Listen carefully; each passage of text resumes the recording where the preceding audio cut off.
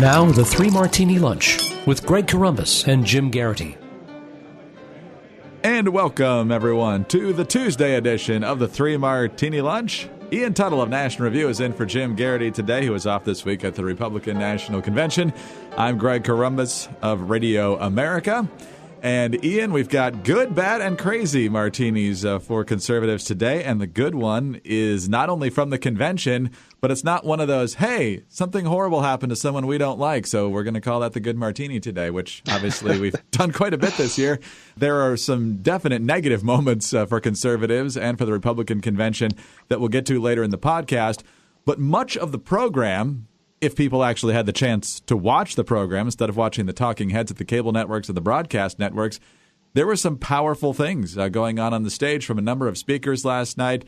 I thought Tom Cotton did very well. I thought Joni Ernst did quite well. Marcus Luttrell gave a very powerful presentation. Then there were two other things that I think that were really compelling. One was the families of people who have been killed by illegal immigrants who were let back into this country after being deported or weren't deported after committing a crime as an illegal immigrant, and in these cases murder. And then the other issue, of course, was the Obama-Clinton legacy on national security. The theme of the evening was Make America Safe Again, and one of the speakers was Patricia Smith, the mother of Sean Smith, who was killed alongside Ambassador Stevens at the U.S. consulate in Benghazi 4 years ago. Here's a bit of what she had to say. For all of this loss, for all of this grief, for all of the cynicism the tragedy in Benghazi has brought upon America, I blame Hillary Clinton. I blame Hillary Clinton personally for the death of my son. That's personally. And so when you talk about the Clinton-Obama record on national security, obviously it's a disaster. It's something Republicans should be able to make a lot of hay out of.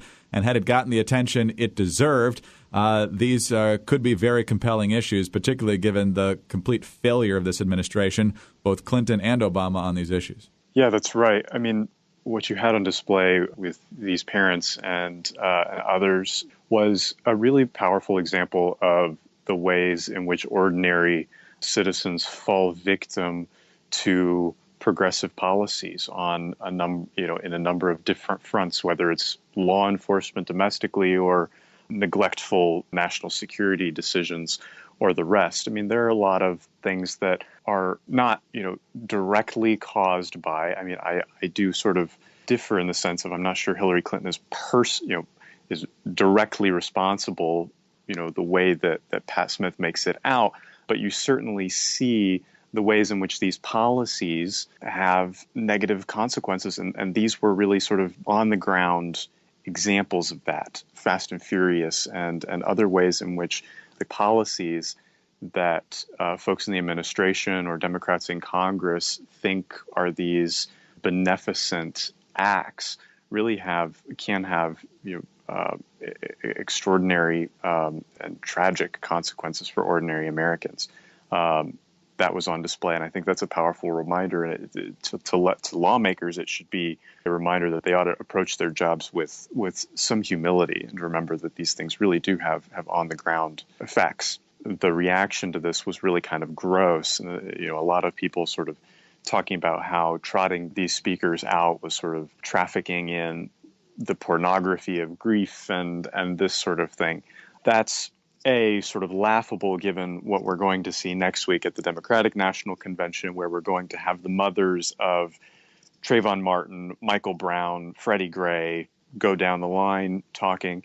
Secondly, as Jim pointed out in the Morning Jolt today, these are the same people who, when Cindy Sheehan was protesting the Iraq War and was, standing outside George W. Bush's ranch in Crawford, she was given, quote, absolute moral authority by, I think it was Maureen Dowd in the New York Times. So there's just real hypocrisy here when it comes to whose grief is, quote unquote, legitimate as a matter of public concern.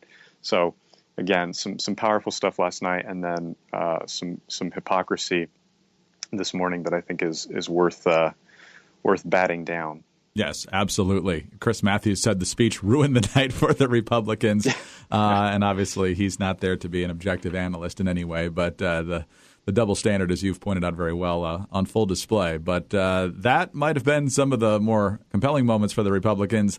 Other points during the day, not so much. Let's go to yesterday afternoon and the vote on the rules package that set up how the whole convention is governed. There was an effort underway, as we found out Monday morning. You needed 7 states, the majority of the delegations of 7 states, to force a roll call vote on the rules package. And that's what some people who don't like Donald Trump and others wanted, because they didn't like what was in the rules package in a variety of ways. This pretty much led to chaos on the floor. Here's how it started after a roll call vote was denied, and the presiding officer simply said that the ayes have it.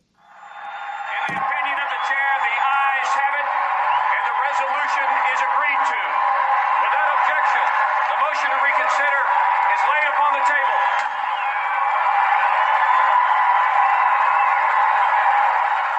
I'm guessing there was objection to that, Ian, based on what was going on the floor, and it continued like this for minutes, even to the point where the podium and the chair was effectively vacated for several minutes.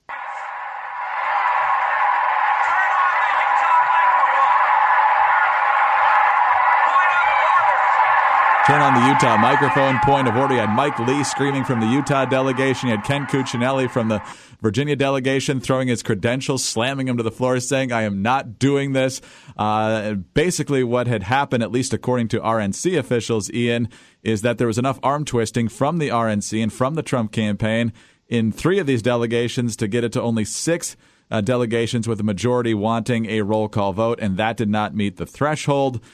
What's your take on this? Some are calling this, in the words of Bill Kristol, the Putin National Convention. Others say this is just how politics is done, and if you don't like it, well, that's probably not the game you should be in. What's your take on what happened on Monday? First of all, I mean, it was just a shameful display. I mean, what you heard in the recording there was exactly what was happening when the chair says the ayes have it. It was so obvious that they were making the decision that they wanted to make. If you were watching this live, and if you go back and watch it, I mean, there's just no way not to be, to my mind, enormously disgusted by what was effectively just an iron-fisted approach from the RNC. It was a truly sort of shameful display. That said, perhaps the more frustrating part of it is that it was all done really, really without cause.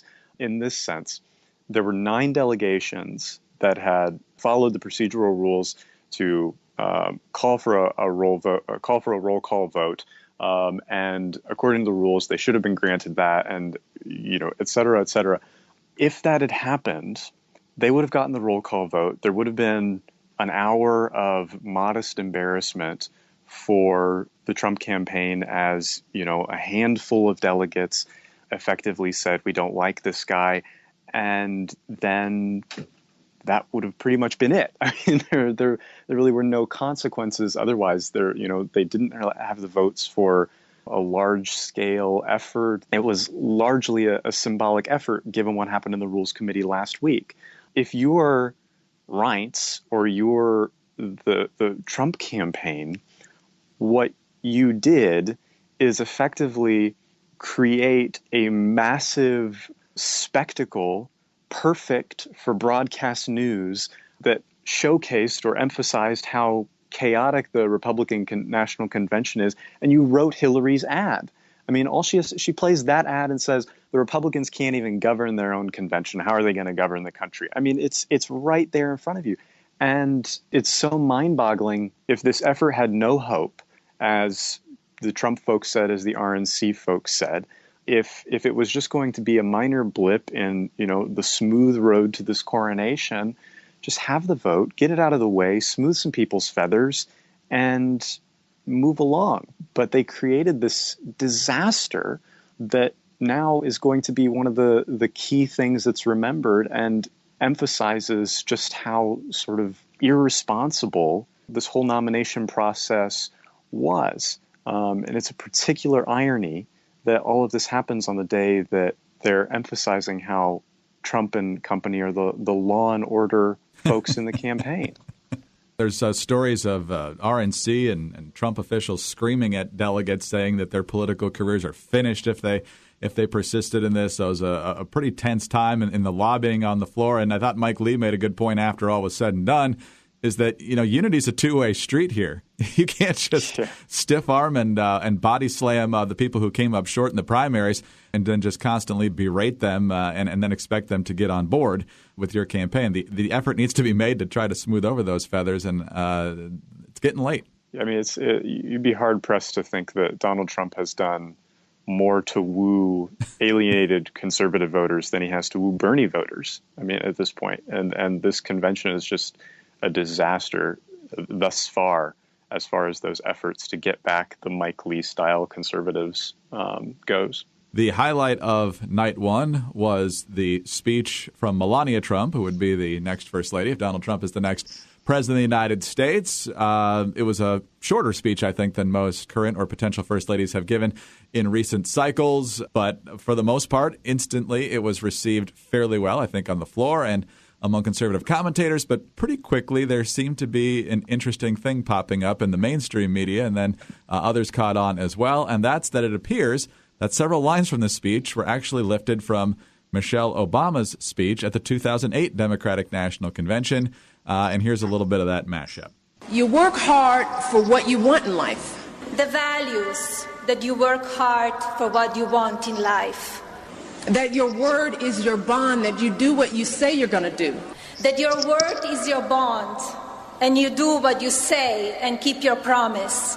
Because we want our children and all children in this nation to know that the only limit to the height of your achievements is the reach of your dreams and your willingness to work hard for them. Because we want our children in this nation to know that the only limit to your achievements is the strength of your dreams and your willingness to work for them. So then the mainstream media, every mainstream newscast this morning is leading with this, like this was some sort of heinous incident. And it's not good, and we'll talk about that in just a minute. Here's Paul Manafort, the campaign manager, earlier today explaining why this is no big deal. And if it is a deal at all, it's really Hillary's fault. But, again, there's a political tint to this whole issue, and certainly we've noted that the Clinton camp was the first to get it out there in trying to say that there was something untoward about the speech that Melania Trump gave. It's just another example, as far as we're concerned, that when Hillary Clinton is threatened by a female, the first thing she does is try to destroy the person. And but it's politics. We recognize it, and we're just going to move on. Ian, this is crazy on so many fronts. First of all, plagiarism, so stupid. These days people are going to find it out. More importantly, why in the world would you plagiarize Michelle Obama? And then thirdly, the media frothing at the mouth and the Trump campaign just trying to pivot here as much as possible. What was supposed to be kind of the soft, unifying message of the evening in a night otherwise where the Clinton national security record was being indicted has been completely lost now. Yeah, exactly. To start with, everyone, all the sort of pro-Trump people this morning are tweeting and, writing, well, Obama plagiarized Deval Patrick and Joe Biden plagiarized, everybody. And okay, fine. They're all wrong. Don't plagiarize. It was wrong when Obama did it. It's wrong when Melania does it. You have now this situation where Chris Christie goes out and says, no, it was the 93% of it that was original was a great speech. That's not a defense. That's the most humiliating justification you could possibly offer. It's amazing to me. Maybe it shouldn't be amazing. Maybe I'm just naive, I guess. Still, it's amazing to me that we're at this point and the Trump campaign is making these basic, grievous misjudgments. I have very, very low expectations for this week, to put it mildly.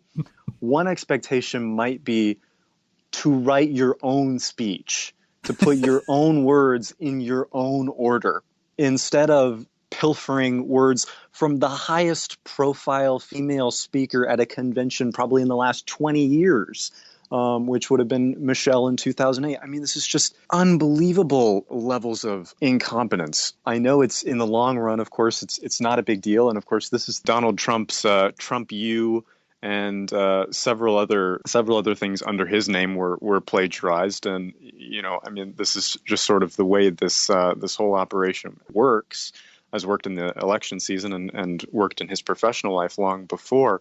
But I mean, all you've done now is exactly what you said, Greg, which is swamp what was otherwise the 93% of which was a good speech. You've swamped that in this coverage about plagiarism, which the left is happy to bang on about, without acknowledging those precedents that I mentioned. And you lost the whole cycle. These are such easy things to avoid. If you were a conspiracy theorist, the self-sabotage angle on the Trump campaign is bolstered by things just like this. It's just unbelievable. Incredible. And she's got an interesting story. I mean, she grew up in communist Yugoslavia as a young girl and ultimately came to the United States. And she talked about how the greatest honor can be in this world is to be an American citizen. I think a little more attention to that and making a unique part of the story rather than focusing on the flowery language, which is always going to be in a First Lady speech. But that could have been a very unique part of the speech that I thought could have been emphasized a little bit more. But yeah, absolutely. No one's talking about that. Ian, talk to you tomorrow. We'll see what happens today at the convention. All right. We shall see. Thanks, Greg. Ian Tuttle of National Review. In for Jim Garrity, I'm Greg Corombos of Radio America. Thanks for being with us today. And please tune in again on Wednesday for the next 3 Martini Lunch.